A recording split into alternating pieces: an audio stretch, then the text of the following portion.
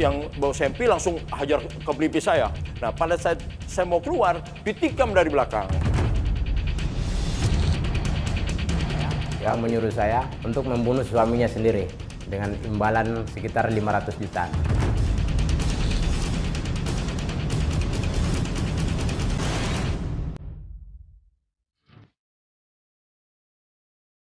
Baru-baru ini beredar berita di media online, Polsek Metro Penjaringan Jakarta Utara menangkap Luciana, buronan yang kabur selama 7 tahun atas kasus dugaan percobaan pembunuhan berencana terhadap suaminya, Gary Tanuwijaya. Dalam selembar dokumen surat tanda penerimaan laporan atau pengaduan yang dibuat atas nama Gary Tanuwijaya, ia mengaku dianiaya di pintu keluar tol Pantai Indah Kapuk pada tahun 2015.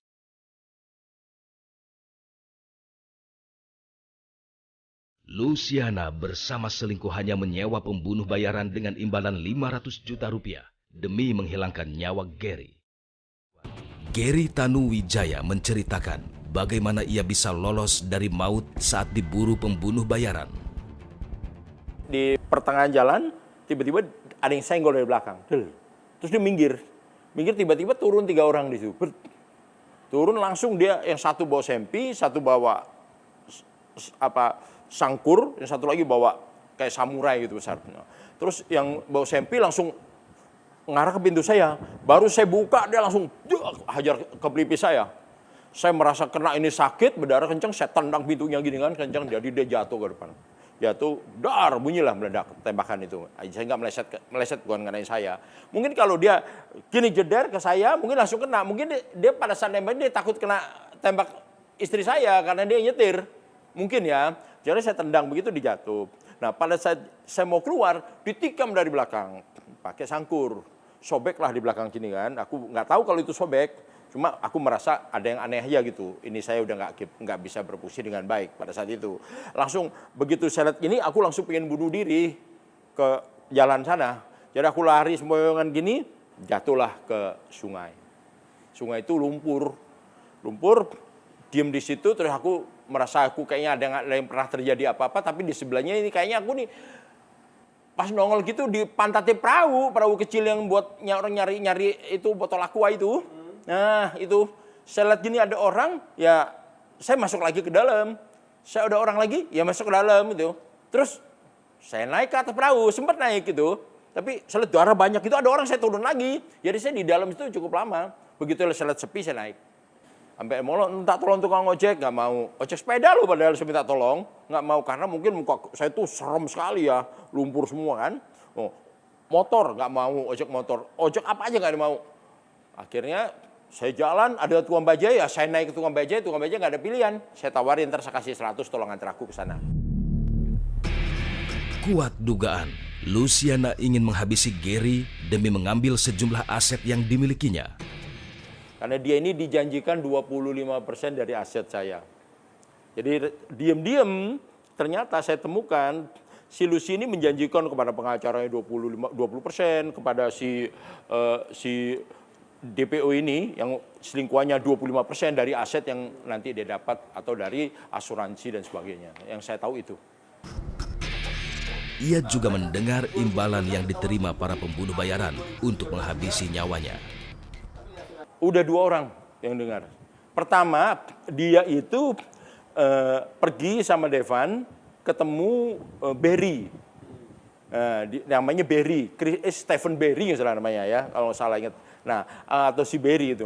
Kemudian sewa dia, janji sama dia, ketemu di Sunter atau di mana yang saya dengar ya. Kemudian udah deal sama dia, angka 500 juta, minta DP 50% si pembunuh itu. Luciana ditangkap di Bali oleh unit reskrim Polsek Penjaringan Jakarta Utara. Saat kabur, ia kerap berpindah tempat untuk menghindari kejaran polisi. Pria ini bernama samaran Yones, dan pria ini berperan besar dalam percobaan pembunuhan berencana terhadap Gary Tanuwijaya. Pada malam eksekusi itu, ia bertugas memegang senjata tajam untuk dihujamkan ke tubuh Gary. Waktu itu ada seorang klien yang memberi orderan Dan saat itu saya terima untuk membunuh target yang dia maksud dengan imbalan sekitar 500 juta untuk membunuh suaminya sendiri, yang intinya saya dikasih orderan untuk melakukan. Tapi kemungkinan besar yang saya tahu seolah-olah mau merampas warisan harta. Pada saat malam itu ada yang bagian ini nembak, ada yang bagian nusuk, ada yang bagian bacok, ada. Kalau saya di posisi itu bacok. Karena saya spesialis di samurai pedang. Itu dari klien, jadi kita kalau kerja seperti itu ada operasionalnya. Dana operasional itu bisa buat rental mobil, sewa mobil, tapi plat nomornya kami ganti. Kami ganti. Jadi kalau yang seperti itu dari operasional ada dana operasionalnya untuk belanja ini, belanja itu. Terkait dengan pra-peradilan yang disampaikan oleh tersangka Luciana, normal kalau dalam konsepsi hukum pidana itu silakan, tidak ada masalah. Itu menjadi hak tersangka untuk melakukan permohonan pra-peradilan, baik itu terhadap status sebagai tersangka, baik karena penahanannya, baik karena proses-proses di tingkat penyidikan itu menjadi normal dan itu biasa di dalam proses pidana. Bahwa otak atau dalang terjadi peristiwa pembunuhan ini ya tentu Lucy. Kenapa saya bilang itu? Kita bicara berdasarkan dengan pasal yang dikenakan oleh penyidik terhadap Lucy. Kita jangan lupa terhadap Luciana itu juga, terhadap tersangka ini dikenakan pasal intelektual dader, pelaku intelektual itu pasal 55 ayat 1 ke 1 KUHP.